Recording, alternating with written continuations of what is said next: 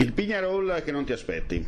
Selvis, borgo rurale del comune di Remanzacco, a pochi chilometri da Udine, è famoso per la sua particolarità: fare le cose che gli altri non fanno, nel principio e nello spirito dell'originalità che contraddistingue da sempre i suoi abitanti. Ebbene, nella giornata di ieri, 6 gennaio, giorno in cui va al rogo la vecchia, il falò, anziché acceso al calar delle tenebre, alle 13 in punto è stato alimentato dalle fiamme, con tanto di fuochi d'artificio a conclusione.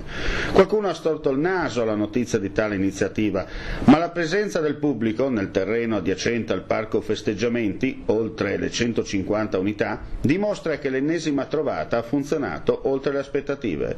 Leggendo il Pignarol, secondo gli esperti del settore, l'anno 2019 sarà molto altalenante, con un avvio difficile, una stabilizzazione a metà e la scioltezza nella sua terza parte.